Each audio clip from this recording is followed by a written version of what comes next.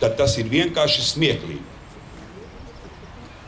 Kultūras administrētājs zina, kā vajag taisīt mākslu.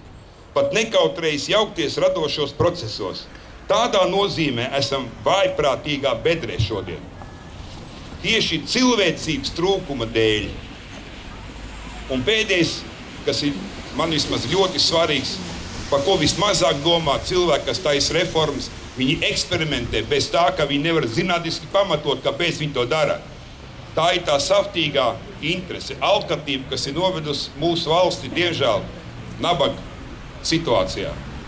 Neviena nācija, kur pazaudējusi savu kultūru kā nācija, nepastāv. Es domāju, ka mums vajag visiem spēkiem cienīt tos cilvēkus, kas dara šo misiju, kas nes kultūru tautā.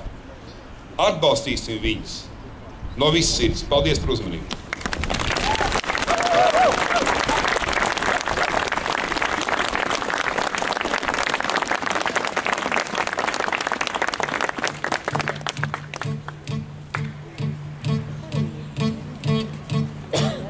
Kur šie rodas plātīgie un glaunie, glumiem ģīmiem, veiklām valodām?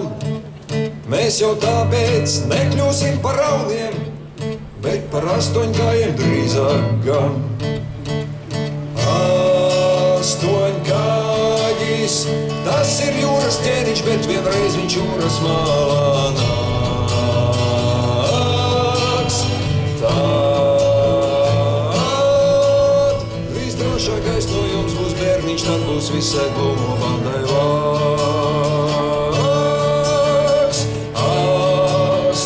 Astoņkājis, tas ir jūras ķēniņš, bet vienreiz viņš jūras malā nāks.